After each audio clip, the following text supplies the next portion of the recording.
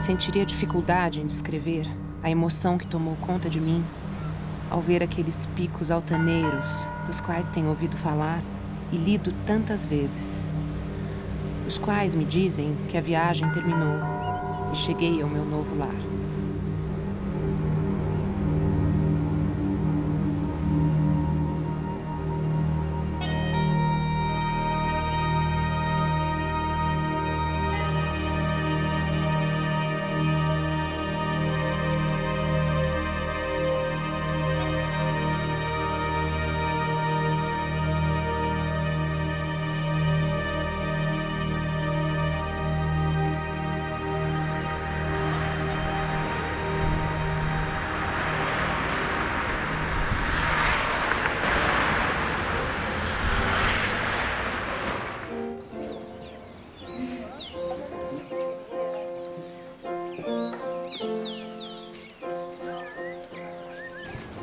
Marcos, a Bíblia de Mel ficou aonde?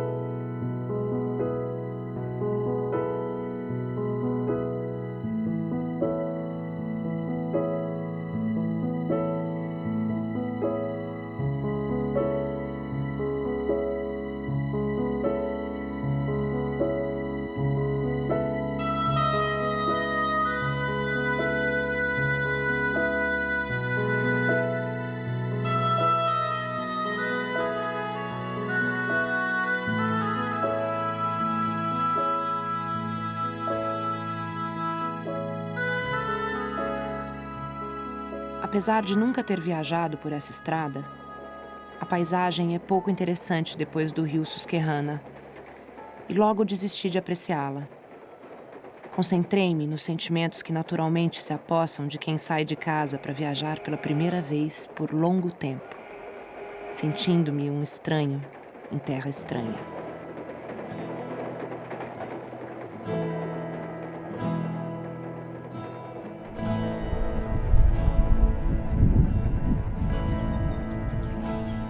Simonton nasceu na localidade rural de West Hanover, na Pensilvânia Central, perto da capital do estado, a cidade de Harrisburg.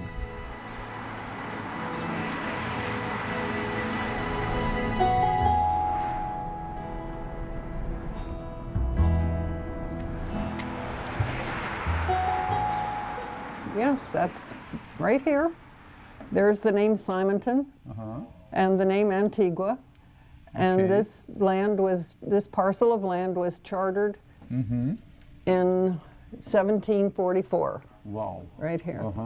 This whole thing was their whole property. thing. Yes, everything within these lines here was owned by the Simontons.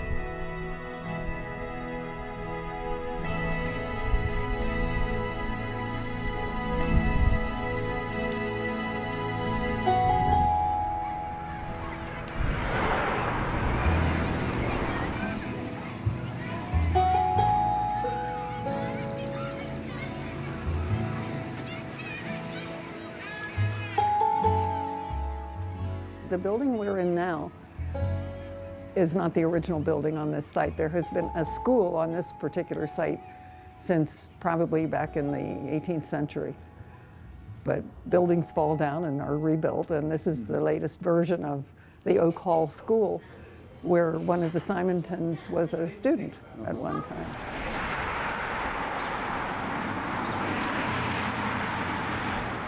Essa é a igreja presbiteriana de Derry, na atual cidade de Hershey, da qual o pai do reverendo Simonton foi presbítero por muitos anos. Daquela época só resta hoje uma antiga casa de madeira que servia como sala de reuniões do conselho, escritório pastoral e também como uma pequena escola paroquial. Just that I'm very happy that the citizens of Hershey have preserved it. It's one of the oldest buildings in this part of the country, and built in 1732, which was the same year George Washington was born. And what was the use of this building? This was a session house. I think they also held church services here. Children met here to have some schooling. Okay.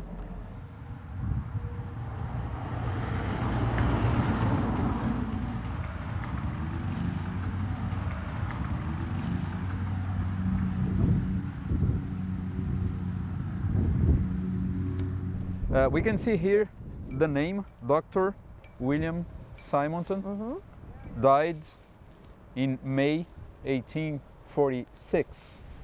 And here we have another very important tombstone connected to Old Hanover Church and also to the Simonton family, which is Reverend Ashbel Green Simonton's grandfather.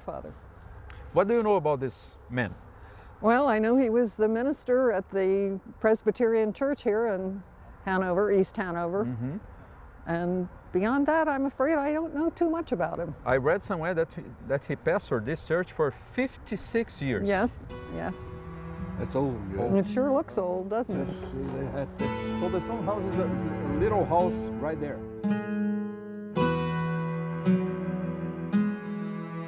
Com o falecimento do seu pai e também do seu avô, a família se mudou então dessa localidade rural, a fazenda Antigua, para a cidade próxima, a capital Harrisburg. A primeira opção vocacional dele foi o magistério. E em conexão com isso ele fez uma famosa viagem que ele descreve com muitos detalhes no seu diário, ao sul dos Estados Unidos, onde ele teve uma experiência na área da educação. Essa viagem toda levou mais ou menos 1 ano e meio e ele foi até a cidade de Starkville, no Mississippi, onde ele por algum tempo dirigiu uma academia para meninos. Na volta para casa, ele mudou de ideia quanto ao seu futuro trabalho, achou que seria melhor tornar-se um advogado e chegou até a estudar um famoso compêndio de direito. Mas então aconteceu aquele evento na sua igreja, agora na cidade de Harrisburg. Houve um avivamento naquela igreja e ele foi alcançado, por esse avivamento e junto então com essa experiência religiosa profunda veio o desejo de fazer finalmente a sua profissão de fé, tornando-se membro, e também a vocação para o ministério. I'm reading from the session record for May 1, 1855, for the English Presbyterian Church, and the notation is that the following persons were examined as profession of their faith in Christ and were received to church privileges. And among the persons received that day, we find the name of Green W. Symington. And then, looking ahead to July 8, 1858, we find the notation that a number of members were transferred to what was becoming the Pine Street Presbyterian Church, and we find the name of Mr. Symington in the record along with other members of his family.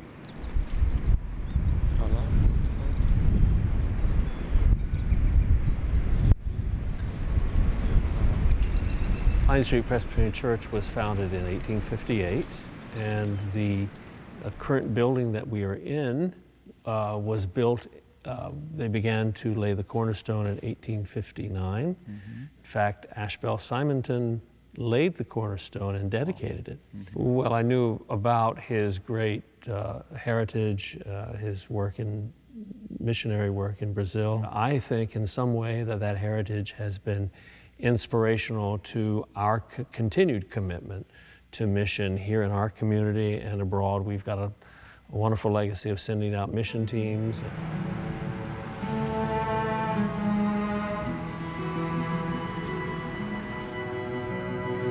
Simonton teve duas permanências aqui em Princeton.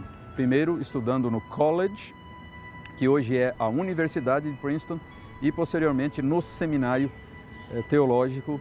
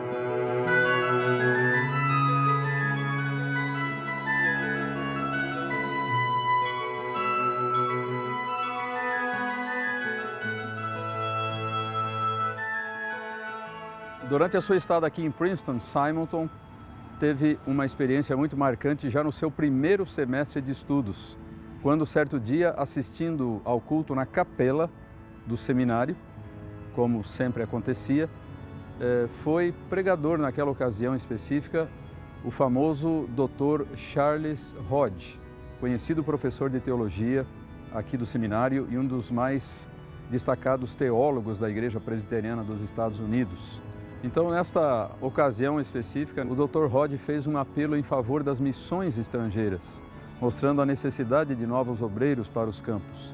E foi então a partir dessa ocasião, desse culto e desse sermão, que Simonton começou a pensar seriamente na possibilidade não de ser um pastor aqui no seu próprio país, mas de ser um missionário em outro país, em outra parte do mundo.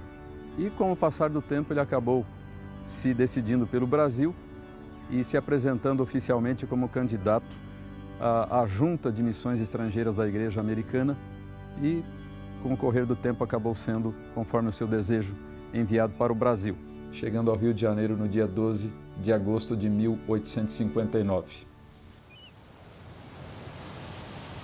Simonton passou o primeiro ano da sua residência no Rio de Janeiro pregando quase que somente em inglês para viajantes que passavam por ali e também residentes estrangeiros da cidade. Foi só no início de 1862 que ele organizou a Igreja Presbiteriana do Rio de Janeiro, com apenas 2 membros, e alguns meses depois partiu para a sua terra, os Estados Unidos, numa viagem de férias. Em 1860, chegou o seu colega e cunhado Alexander Blackford, casado com a irmã de Simonton, Elizabeth, e no ano seguinte, então, à chegada de Blackford, chegou o terceiro colega, o terceiro missionário, que foi o reverendo Francis Schneider. Então, esses foram os pioneiros da obra presbiteriana no Brasil, esses 3. A única vez que Simonton foi aos Estados Unidos, quase 3 anos depois da sua permanência no Brasil, ele foi passar o Natal com uma família presbiteriana. E lá estava uma moça chamada Ellen. Parece que ele se namorou dela naquele dia. O fato é que namoro, noivado e casamento aconteceram em menos de 4 meses. Agora ele volta para o Brasil acompanhado de uma esposa. Eles comemoram o primeiro aniversário de casamento. Um ano de grandes bênçãos. Poucos dias depois era dar à luz o primeiro e único filho, uma menininha. E uma semana depois ela morre de complicações de parto. Então Simonton, que foi durante algum tempo solteiro, casado 1 ano, agora é viúvo.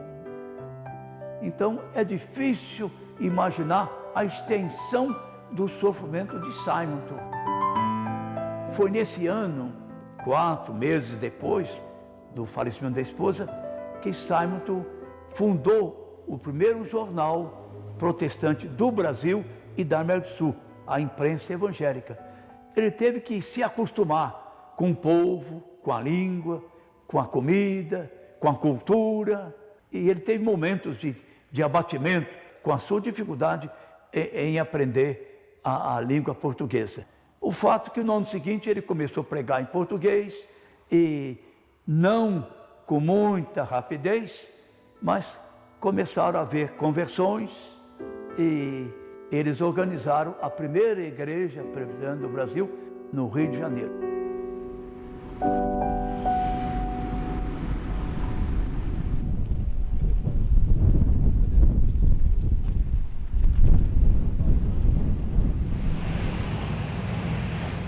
A Rua do Ouvidor, no período que nos interessa, que é o século XIX, segunda metade do século XIX, era um dos lugares mais importantes e mais centrais do Rio de Janeiro. Uma rua antiga, histórica, naquela época uma rua um tanto aristocrática.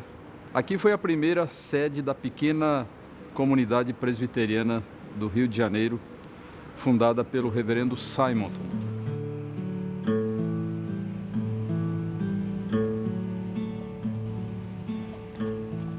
Este local foi a quarta sede do nascente trabalho presbiteriano no Rio de Janeiro. Anteriormente, a igreja já havia estado em 3 outros endereços na região mais central da cidade, na Rua do Ouvidor, depois na Rua do Cano, ou 7 de Setembro, e na Rua do Regente. E então vieram para cá em 1867, aqui permanecendo por 3 anos e meio até 1870. Então, no térreo ficava uma cervejaria, onde nós vemos esses arcos, e então nos pavimentos superiores estavam as instalações da igreja. No primeiro pavimento, o salão dos cultos e também uma pequena livraria e a escola paroquial. No segundo pavimento estava localizado o pequeno seminário presbiteriano e o alojamento dos estudantes. E então no último pavimento havia um pequeno apartamento que era ocupado por uma família da igreja, a família do poeta Santos Neves.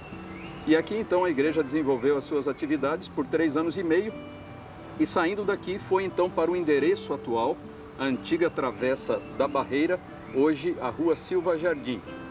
Então aqui atrás deste muro estão algumas das instalações desta grande unidade central aqui do Corpo de Bombeiros no Rio de Janeiro.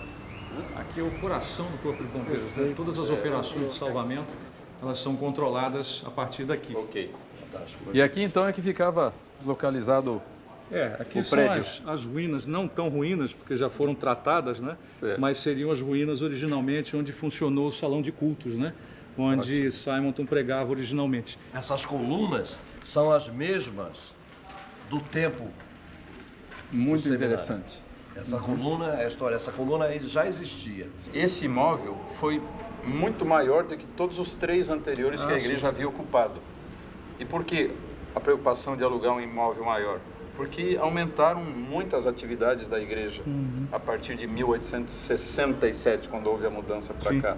E pouco tempo depois iniciou-se a construção do primeiro templo, que foi inaugurado em 1874, 4 anos depois que saíram daqui, deste imóvel. E que foi o primeiro templo presbiteriano do Brasil.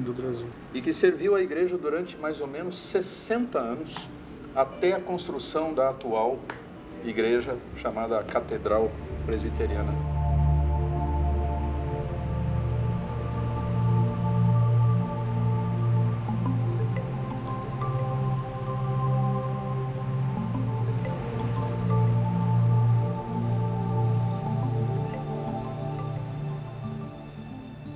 E então, contra aqueles que agrediam, uma voz se levantou. Tenho ouvido a pregação todas as noites. Esses homens falam a verdade. A multidão se aquietou e se retirou. Dona Teodora levou-lhes o que comer e contou-lhes que um vendedor de livros fora apedrejado, mas que ela lhe dera asilo. Embora não soubesse ler, pediam aos que a visitavam que lessem para ela o livro deixado em sua casa. Sabia agora que eram os missionários, gente do livro. O país é chamado cristão. Os habitantes chamam-se cristãos. Templos dedicados ao culto encontram-se em toda parte. Os nomes de Deus e de Jesus, seu filho, são conhecidos e, contudo, o povo não conhece o Evangelho.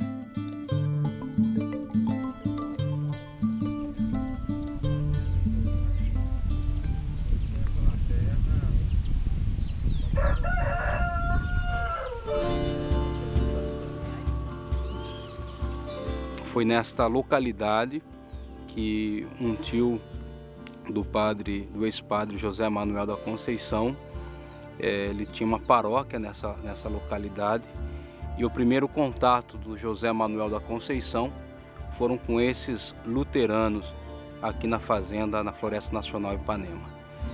E é interessante que o José Manuel da Conceição, o seu interesse foi, na verdade, o aprendizado da língua alemã. E ele aprendeu a língua alemã através de algumas literaturas protestantes e alguns ensinamentos e pensamentos de Lutero.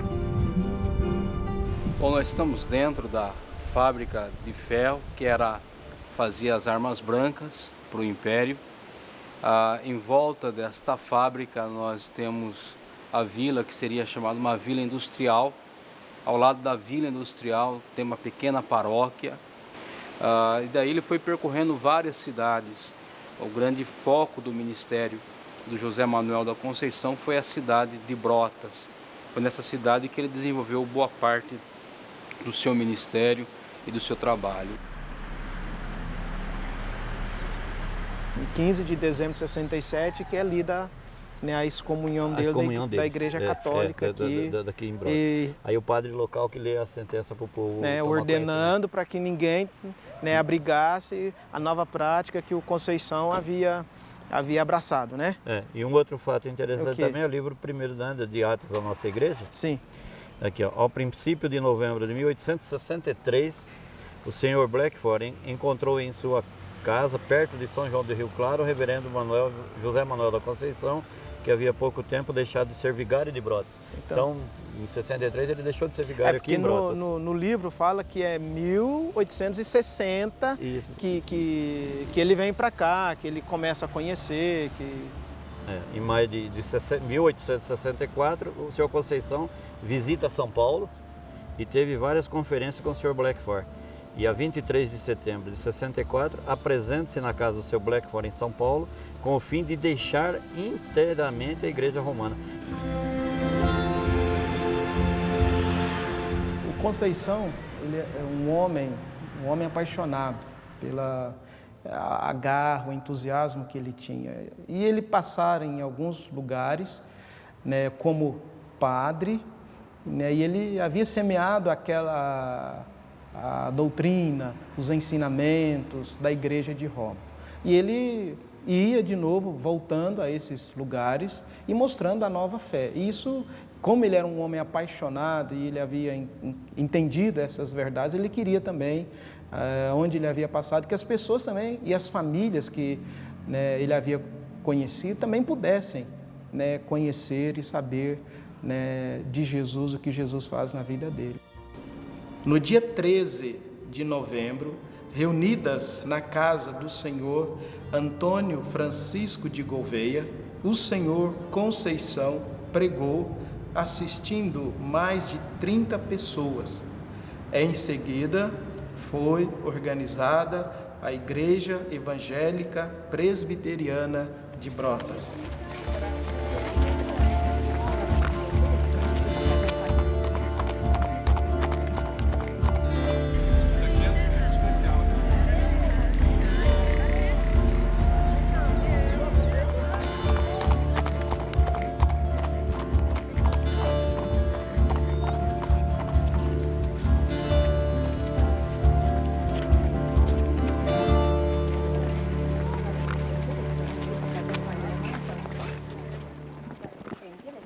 A maioria das vezes soube-se que andava a pé e parava nos locais que ele encontrava, pedia, digamos, pouso, se possível, e em troca trabalhava. O reverendo José Manuel da Conceição oferecia, vamos dizer, préstimos em favor, porque Ele não tinha com o que pagar necessariamente. Essa é a primeira estrada de Sorocaba, Votorantim e Piedade.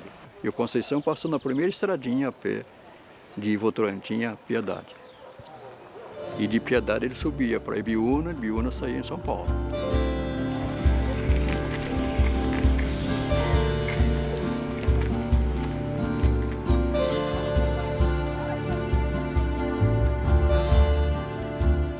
Tem que semear a palavra de Deus. Hoje mesmo nós tivemos o privilégio de semear 20 Novos Testamentos e a Federação da UPH saiu semeando folhetos, né? Então, por onde passou José Manuel da Conceição, nós estamos repetindo, não certamente com o mesmo entusiasmo que ele fez, porque tinha mais coisas profundas a respeito da vida dele, mas para nós é uma satisfação muito grande, né? O reverendo José Manuel da Conceição, ele estava doente. Já pelos anos 65, 66, mesmo quando da sua ordenação, ele não tinha boa saúde. E ele foi, assim, uma pessoa que, se tivesse permanecido na Igreja Católica Romana, com certeza estaria, no mínimo, beatificado, um santo. E ele morreu à míngua, ele morreu pregando o Evangelho e foi atendido num hospital de um laboratório do Exército, um laboratório químico, pirotécnico, que ficava aqui no Rio de Janeiro, no subúrbio de Campinho. Estava se comemorando um evento religioso católico também. E nesse horário elevado da noite, ele disse que queria ficar tranquilo. E há quem diga que ele desejou ficar a sós com Deus. O reverendo Boanerges faz essa menção no seu livro, que ele, virando para a parede, silenciou-se. Depois voltaram da festa para perguntar alguma coisa para ele, fazer alguma interrogação. Aí quem estava a atendê-lo disse que ele não estava se mexendo mais, e aí comprovaram que ele havia morrido. Então dá a entender-nos que ele morreu na madrugada do dia 25 de dezembro de 1873. A igreja está na beira do caminho onde Conceição passou, então eu sempre incentivo o pessoal a ler a história, porque se a gente existe é porque tem uma história. E a Igreja Presbiteriana tem uma história muito especial. O Evangelho Presbiteriano é o Evangelho da razão, não é só da emoção. A partir da província de São Paulo, o presbiterianismo se irradiou para o sul de Minas, o Triângulo Mineiro e os estados do sul, principalmente Paraná e Santa Catarina.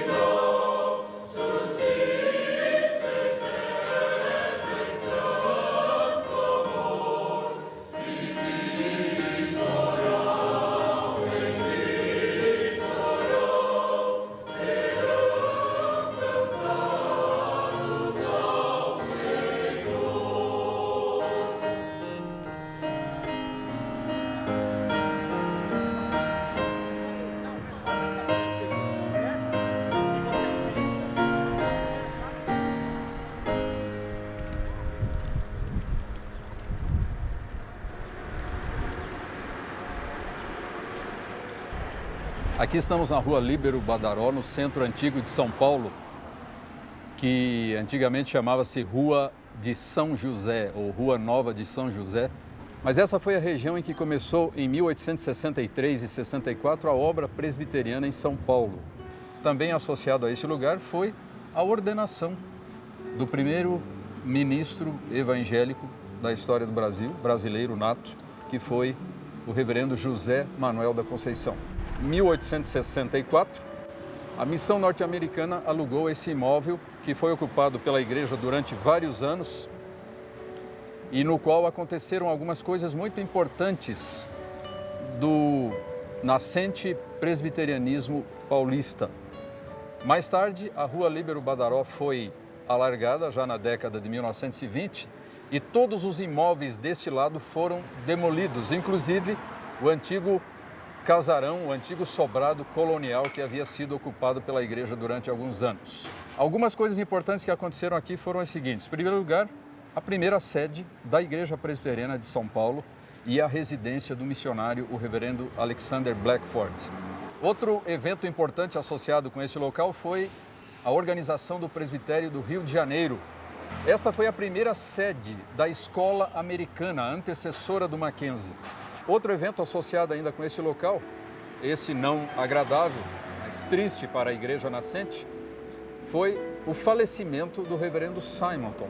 Após chegar a São Paulo, não teve a melhora esperada, ao contrário, a sua condição de saúde piorou rapidamente. Ele veio a falecer então no dia 9 de dezembro de 1867, aqui neste local, neste imóvel que era utilizado pela igreja.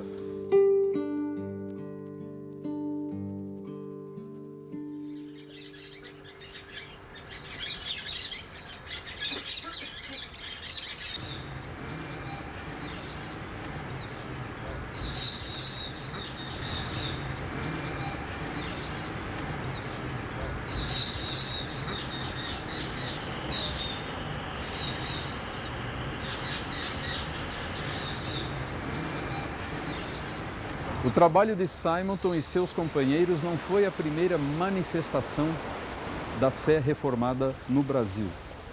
Muito antes dele, nos séculos 16 e 17, houve uma presença calvinista no Brasil, através dos franceses na Baía de Guanabara e dos holandeses no Nordeste brasileiro. Nesta ilha, no ano de 1555, o militar e aventureiro francês Nicolas Durand de Villegagnon estabeleceu um pequeno forte, ao qual deu o nome de Forte Coligny. E queria também estabelecer uma colônia para o seu país, a França, e uma espécie de um refúgio para os protestantes que estavam sendo muito perseguidos na Europa na época da Contra-Reforma.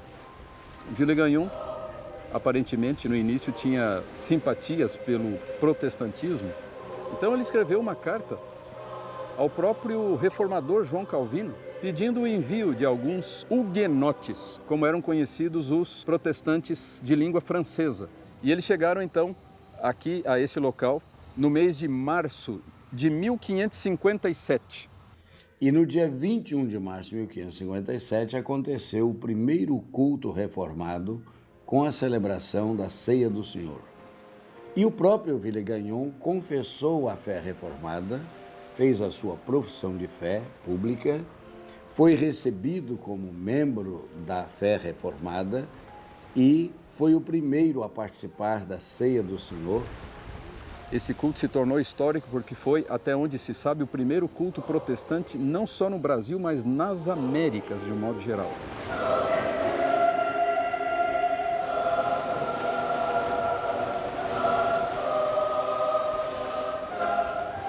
Acontece que ali estava, naquela mesma expedição, um ex-frade jesuíta chamado Jean de Contac.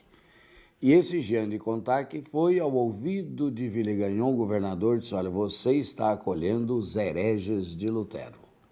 Ele mudou de atitude, os prendeu, os acusou de serem espiões e lhes deu umas poucas horas para elaborarem respostas a uma espécie de um questionário teológico que ele apresentou para eles. Mas o fato é que eles, na cadeia, responderam essas 15 perguntas. Esses poucos leigos não eram pastores, os pastores ficaram no navio. Esses poucos leigos, em poucas horas, escreveram esse valioso documento que é conhecido hoje pelo nome de Confissão Fluminense, ou Confissão de Fé da Guanabara.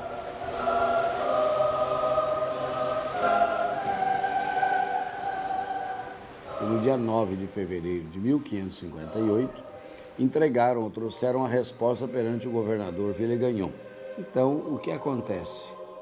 Naquele momento que eles deram a resposta, o redator Mathieu de Verneuil, a pergunta de Villegagnon: é esta a resposta que dás? Ele diz: com toda a sinceridade do nosso coração. Quando ele disse isso e confirmava, Villegagnon deu uma bofetada com as costas das mãos, no meio do rosto, boca e nariz, e o sangue desceu misturando com as lágrimas, não de dor, mas de desrespeito, de revolta, sofreram uma cutelada na nuca, foram desconjuntados e as suas mãos amarradas e os seus pés, eles foram lançados nas águas da Baía de Guanabara.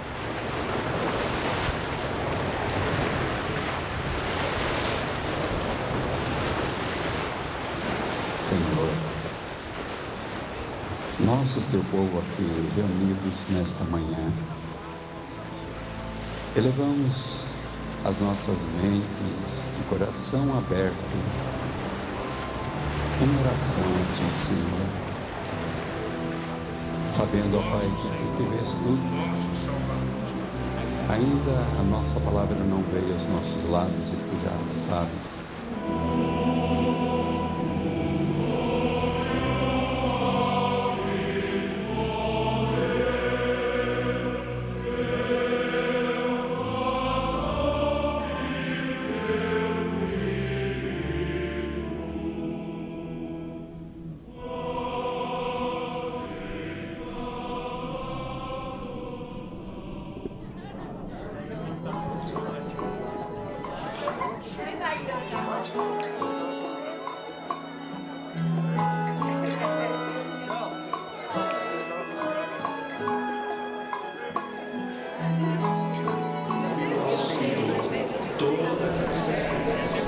Servir ao Senhor com alegria, apresentai-vos diante dele com cântico. Saber que o Senhor é Deus, foi Ele quem nos fez e dele. Então, aqui você tem aquele selo de Calvino que diz: Cor meum tibi offerro Domini prompte et sincero. Meu coração a ti ofereço, ó Senhor, pronto e sinceramente. E aqui ele está com o coração na mão, não no sentido semântico brasileiro, né? Ficar com o coração na mão, mas realmente oferecendo a Deus o seu coração. Esse é o grande alvo de Calvino, a glorificação do Senhor. Levando a fé em outra direção, a direção mais bíblica, mais pacífica, mais serena, num ambiente também muito mais favorável, que foi Genebra. Então, nesse caso, nós temos dois polos, Alemanha e Genebra. E daí, graças ao apoio recebido, de Genebra a coisa se expandiu, né? Atingindo especialmente a Escócia, a Inglaterra, de certo modo, e outros países, né?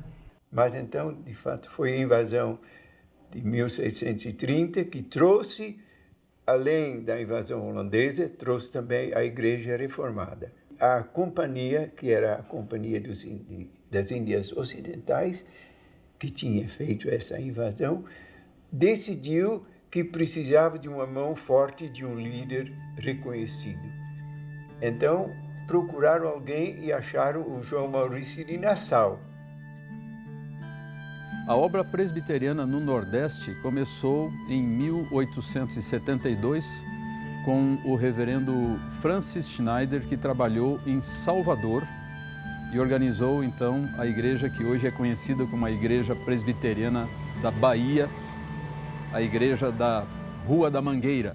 No ano seguinte, em 1873, chegou um pouco mais ao norte, em Recife, o reverendo John Rockwell Smith, que foi o pioneiro da obra presbiteriana naquela região.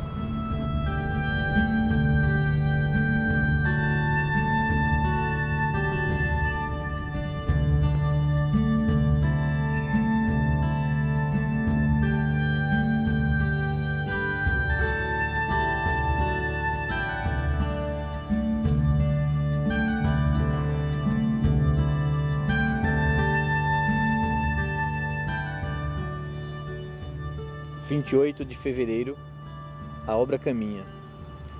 Desde minha primeira viagem, tomei conhecimento de um fato interessante. A obra começara aqui. Uma carta do irmão Lenin, há poucas semanas, informou-me a respeito. 30 de agosto. Comecei afinal meu trabalho regular de prédica. Conseguimos uma casa na parte central da cidade, em Santo Antônio, a poucos passos do principal logradouro da cidade. No dia 17 eram 7 ou 8 no começo do culto e 15 no final. No dia 24 eram 25 adultos e pelo menos a metade deles era de fisionomia desconhecidas. It's a feeble beginning. É um frágil começo. Há aproximadamente 130 anos, precisamente no dia 15 de janeiro de 1873, ancorava aqui no cais do porto o vapor Ontário e trazia entre seus tripulantes o pioneiro do presbiterianismo aqui no Nordeste, John Rockwell Smith, Dr. Smith. E aqui chegando ele resolve alugar um sobrado nessa rua, a Rua do Imperador, a número 71, aproximadamente entre esses casarões aqui.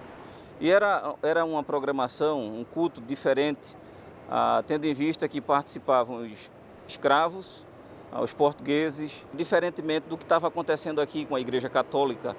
Em 1878, ele vai ter já pessoas arroladas, ou pelo menos aparentemente já arroladas, tendo em vista que não existia a igreja ainda, 12 pessoas. Então é nesse contexto que vai ser formada a primeira igreja presbiteriana em Pernambuco, que só depois vem ganhar o nome de Igreja Presbiteriana do Recife. Com a demanda e o crescimento do trabalho, começa a surgir o sonho de formar um seminário aqui na região. Dr. Butler chega aqui na região para substituir o reverendo John Rockwell Smith, que vai a Nova Friburgo presidir e ensinar no Seminário do Sul. Ele foi para Canhotinho, se instalou lá. Lá ele construiu o tripé do trabalho dele.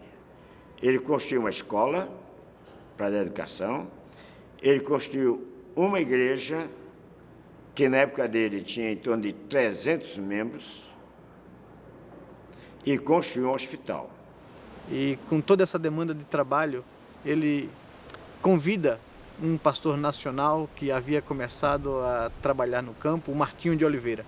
E o presbitério de Pernambuco, né, ele reconhece o seminário em 1903 e abraça essa obra da educação teológica. Isso se deu na metade do ano de 1923, na reunião do presbitério. Só que acontece uma coisa surpreendente, que o Martinho de Oliveira, assim que volta para Garanhuns dessa reunião, ele tem uma crise de infecção intestinal e vem a falecer um mês depois.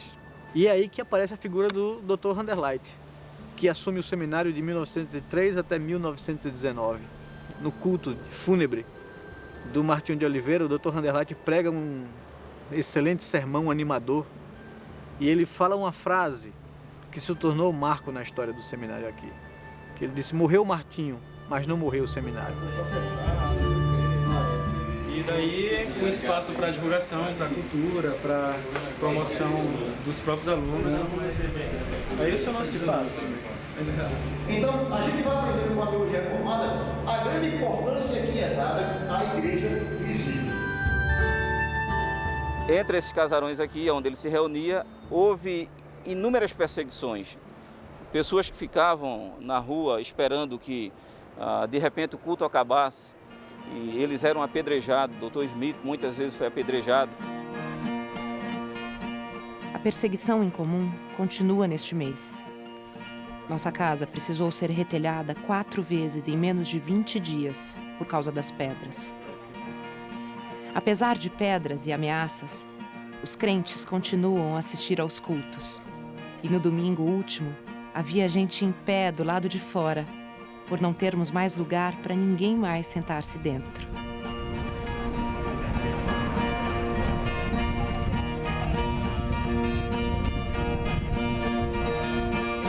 Doutor Bart era um médico daquele que tem ação. Lá em São Bento do Una fez a sua pregação, que escapou muitas vidas porque tem bom coração. Bom, ele veio para cá atraído por um convite, né? Algumas pessoas se reuniram aqui, não havia médico na cidade. E quando então iriam já montando os cavalos para ir embora, disse que aconteceu de vir um carteiro conhecido da cidade e o procurar. um ébrio, um indivíduo irresponsável, já reconhecidamente problemático, bebia muita cachaça, muita aguardente. E aí então disse que de repente ele voltou, mas agora já não mais com um pedaço de madeira, mas com um punhal na mão. O fato é que esse indivíduo arrojou-se, né? Partiu para cima do Dr. Butler com um punhal para assassiná-lo embriagado. Foi médico cirurgião que viveu antigamente. Foram para assassiná-lo, Neve nelas foi à frente. Perdeu sua própria vida para salvar quem salvou gente. Na ocasião, isso foi visto como um benefício contra os hereges. No caso, os hereges eram os protestantes. E aquele rapaz, ele nada mais fez do que um benefício à cidade de São Bento em ter matado o Manuel Correia Vilela. Foi um médico operador e o Nordeste hoje chora a falta desse doutor.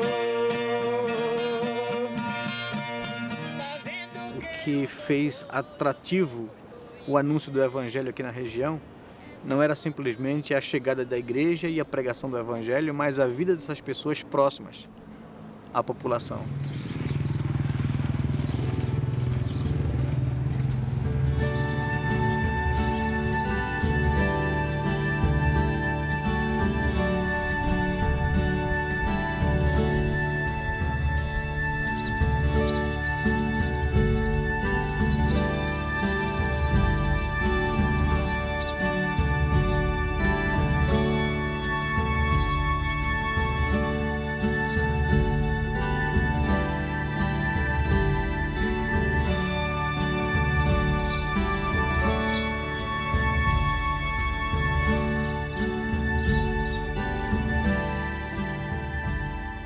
Além da Bahia e de Pernambuco, os missionários presbiterianos trabalharam em muitas outras regiões do Nordeste do Brasil, em especial Sergipe, Rio Grande do Norte, Ceará e Maranhão. Em todos esses lugares e outros, eles plantaram igrejas e também criaram algumas instituições educacionais.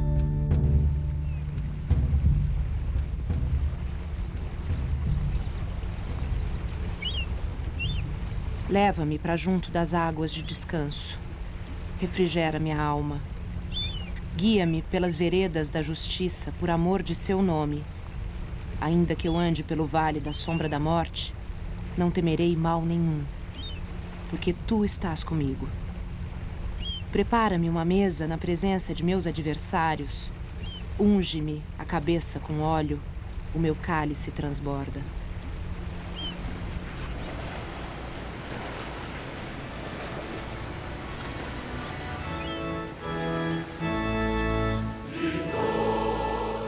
Um evento muito importante da história da IPB foi a criação do Sínodo Presbiteriano em setembro de 1888, com a participação de 3 presbitérios, o presbitério do Rio de Janeiro, de Pernambuco e de Campinas e Oeste de Minas.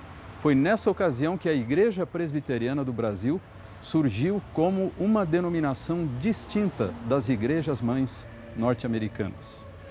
Com o fim de formar pastores para a igreja, o sínodo criou o Seminário Presbiteriano. Mas ele só começou a funcionar em novembro de 1892, na cidade de Friburgo. Depois, logo depois, se transferiu para São Paulo. Em 95 começou a funcionar em São Paulo e funcionou durante 12 anos em São Paulo, até 1907, quando foi transferido para Campinas. E a partir de 1907 o seminário se tornou uma realidade, é o nosso Seminário Presbiteriano do Sul.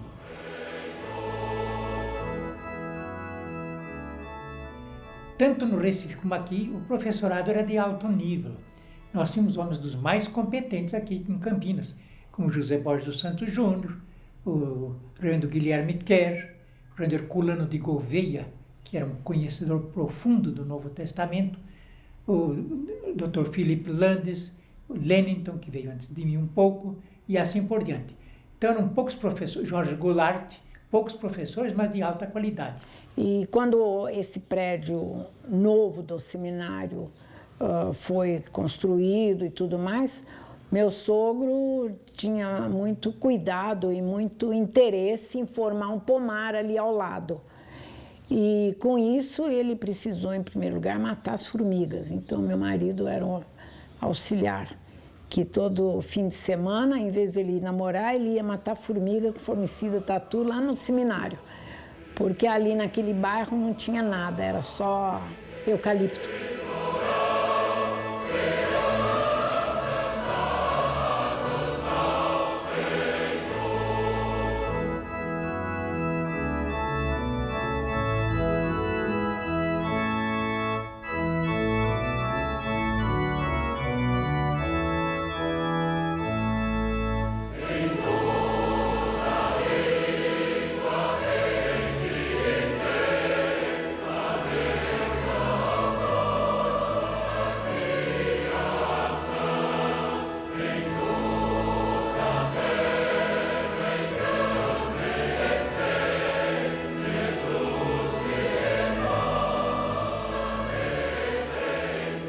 Além do seminário, os presbiterianos criaram muitas outras instituições educacionais em diferentes regiões do país.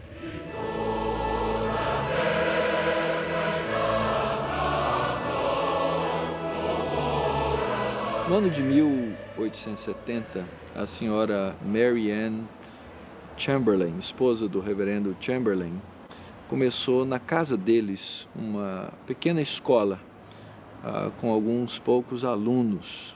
Um ano depois, 1871, essa pequenininha escola foi transferida para a sede da Igreja Presbiteriana em São Paulo.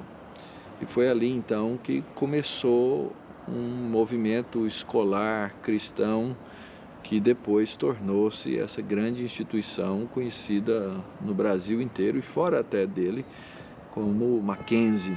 Era uma escola que abrigava meninos e meninas, era uma escola que não fazia distinção de etnia, abrigava pessoas perseguidas ou filhos de pessoas que eram, de certa forma, perseguidos nas escolas do governo, porque tinham ideias, posições contrárias.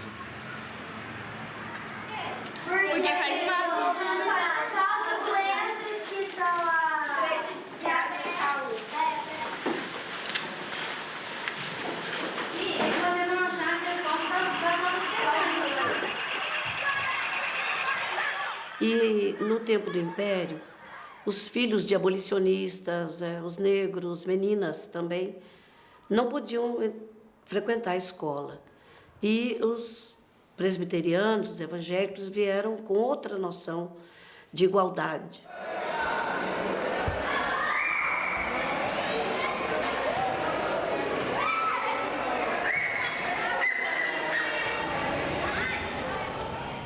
E o Colégio Presbiteriano 15 de Novembro justamente foi quem deu o primeiro passo para que pudesse existir essa integração entre homens e mulheres na mesma sala. Pensando na dimensão social, isso traz um avanço enorme, né? Além de ser um grande desafio para os professores da época, mostra também a questão do avanço na qualidade do ensino, a importância do relacionamento, das interações interpessoais, para que haja realmente um desenvolvimento, né, como já foi dito, do homem em suas diversas dimensões, especificamente a questão social.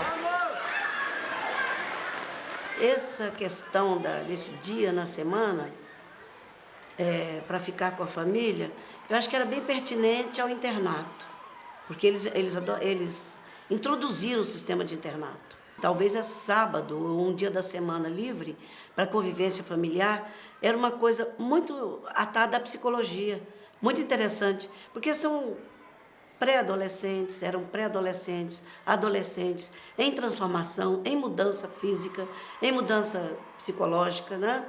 Glandular até, e então eles precisavam de uma convivência maior com os pais. Então esse dia, acredito eu, que tenha sido reservado para que os pais pudessem conversar mais intimamente com seus filhos, conviver com eles, saber das dificuldades e do que estava acontecendo com eles. A religião não era assim forçada para nenhum aluno, para nenhum pai. E os pais conviviam aqui dentro, assistiam às festas, às programações, aos cultos. E eles viram desde cedo a intenção dos missionários, que era servir sem forçar a pessoa a nada.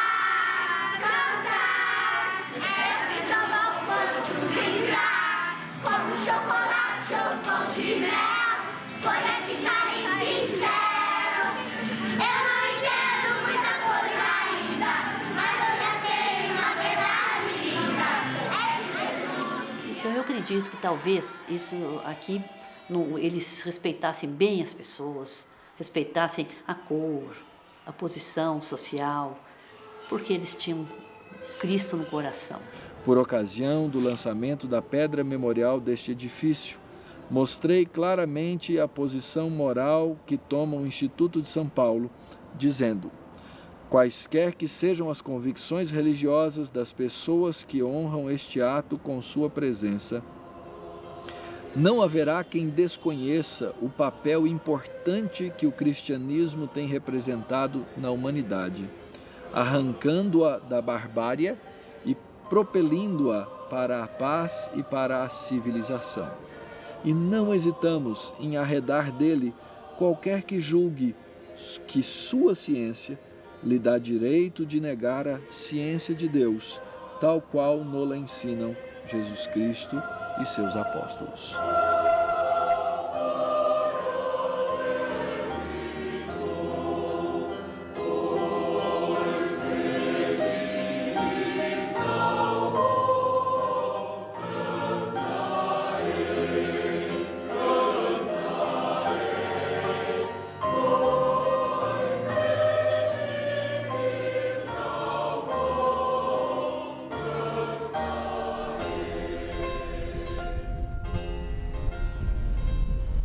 Os imigrantes alemães que se mudaram para Alto Jequitibá entraram em contato com o reverendo John Kyle, que era o pastor presbiteriano em Nova Friburgo. Este lhes deu uma assistência inicial por algum tempo e então convidou Matatias Gomes dos Santos para assumir aquele campo.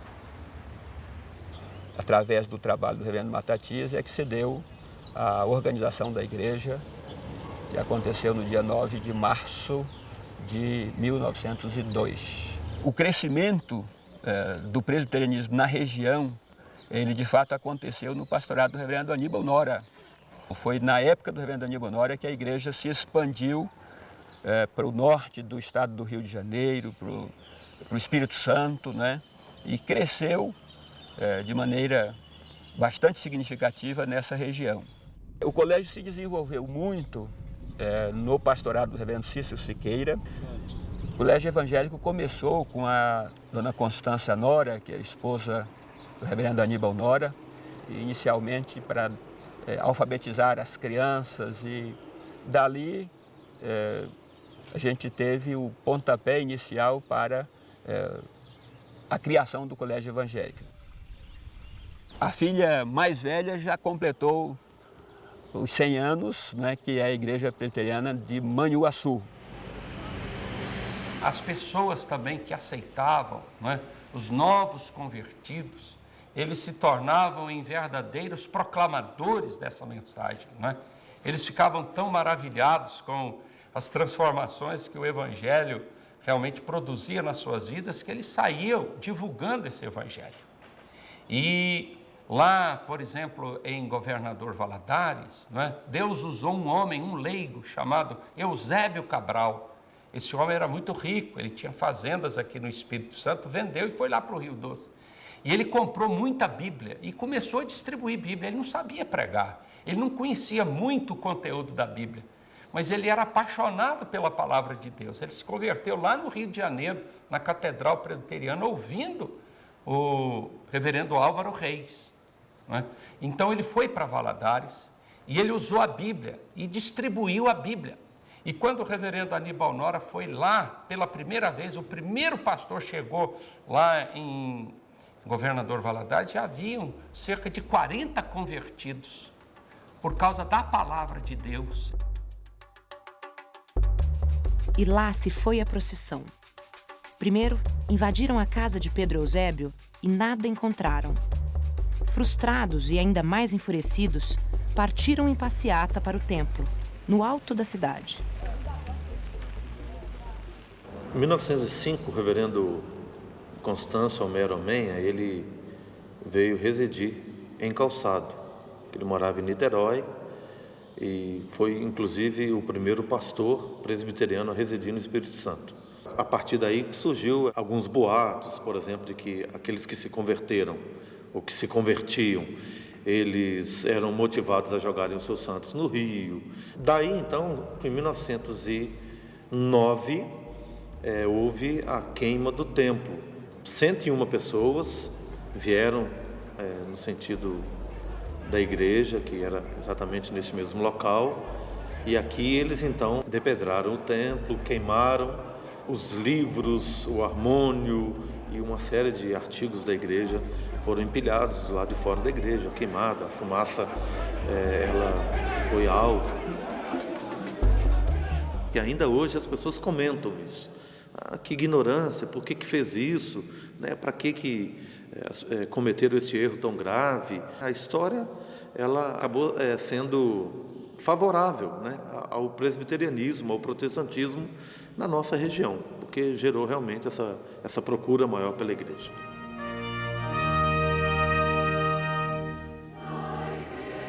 Quando da Assembleia Geral da Igreja em Recife, o reverendo Álvaro e outros colegas serviram-se de alguns engraxates de rua. Aquele que serviu o reverendo Álvaro ficou o tempo todo olhando para ele e mostrou-se orgulhoso entre seus pares pelo cliente excepcional que teve. Passaram-se alguns anos, houve a criação da Assembleia Geral, em 1910, que hoje tem o nome de Supremo Concílio, ou seja, completou-se a estruturação eclesiástica da Igreja Presbiteriana do Brasil.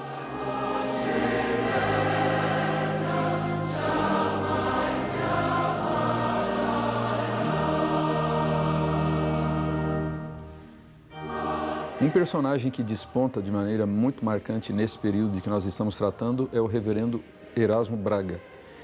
Ele participou em 1916 do famoso Congresso do Panamá. Ele liderou o maior esforço que já foi feito até hoje de aproximação e cooperação das igrejas evangélicas do Brasil em torno de uma série de projetos extremamente relevantes, tanto para as igrejas quanto para a sociedade brasileira. Em 1950, foi aprovada a nova Constituição da Igreja Presbiteriana do Brasil, que permanece em vigor até hoje. E no ano seguinte, 1951, foram promulgados o Código de Disciplina e os princípios de liturgia.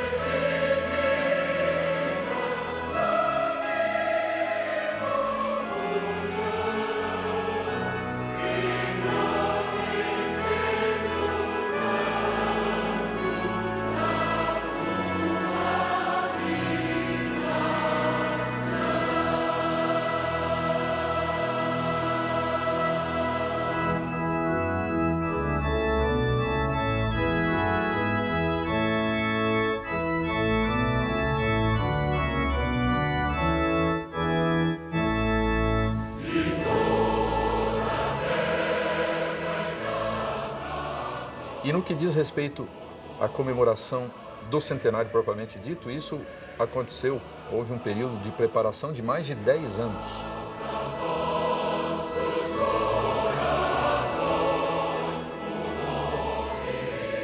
Foi nomeada uma comissão que ficou conhecida como a Comissão Unida do Centenário, porque envolvia não só pessoas da Igreja Presbiteriana do Brasil, mas de outras denominações presbiterianas que havia no país.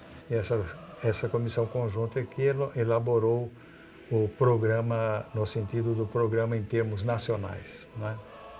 Realização muito boa.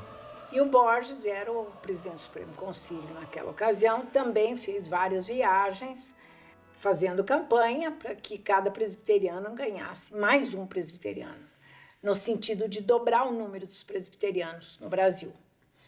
E nós fizemos a nossa parte e a nossa menina Margaret nasceu naquele ano. Então eu consegui mais um presbiteriano naquela ocasião. e em setembro de 1958 o Brasil presbiteriano, unindo então o puritano e norte evangélico. Mas o objetivo era justamente que no ano do centenário houvesse um órgão único representativo da nação, né? Então, promovendo a integração norte e sul. Então, havia realmente um espírito muito bom. Um entusiasmo muito grande no sentido de que, se num século de começo, de perseguição, de dificuldades, a igreja cresceu a um ponto tão alto, que iria acontecer no segundo. E meu marido pôde ir ao culto especial lá no Rio de Janeiro, onde, um culto muito especial, com todas as autoridades da igreja presbiteriana, e teve a presença do presidente da República, o presidente Dr. Juscelino Kubitschek, que compareceu a esse culto. Aquilo que a gente viu no Rio de Janeiro, especialmente, na reunião do Supremo Concílio, nas demais reuniões, mesmo quando Kubitschek veio lá à igreja na Silva Jardim, olha, foi uma coisa impressionante. Muito. Para não esquecer mesmo.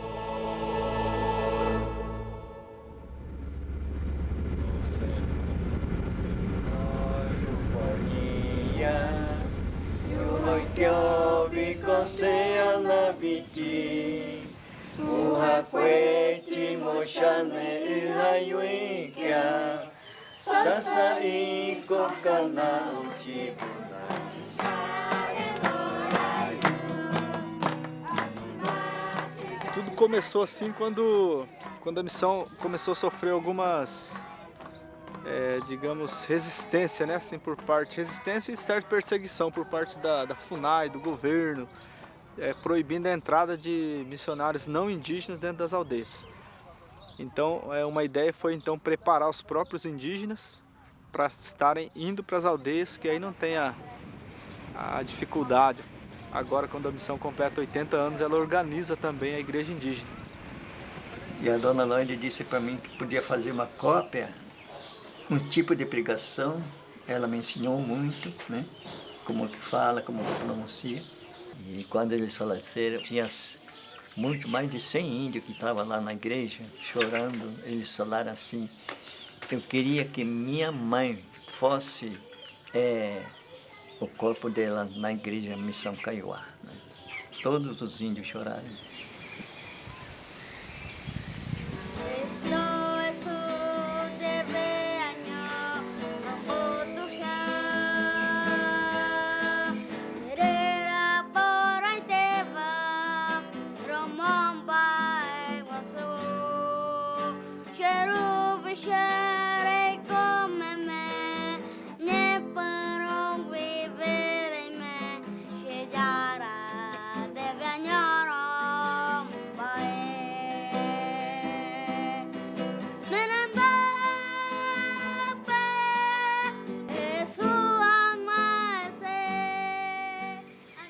Randall Maxwell tinha uma visão interessante a respeito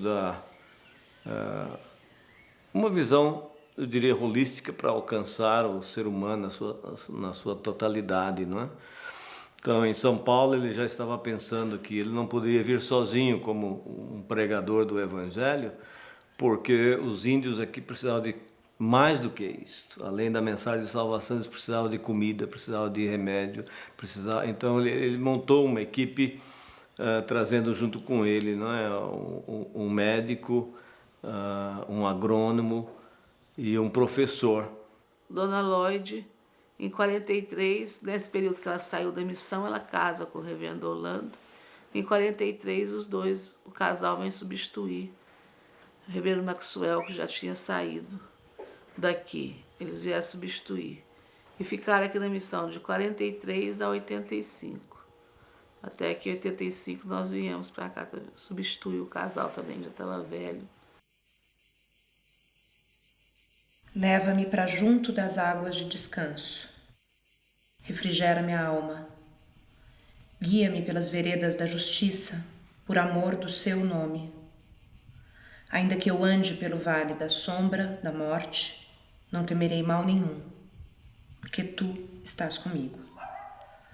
Preparas-me uma mesa na presença dos meus adversários. Unges minha cabeça. Devia ser uns barulhos de pegadas de um burrinho.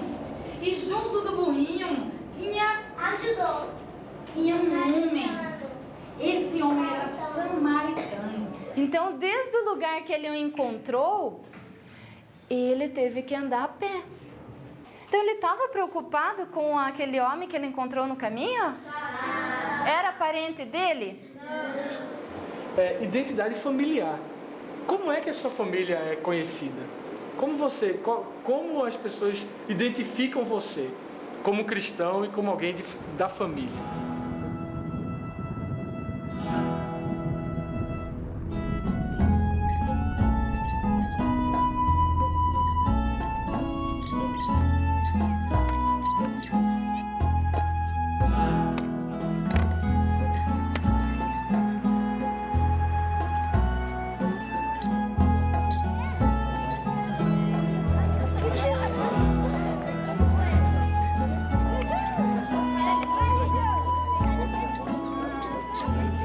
Sopa de pêssego, põe açúcar.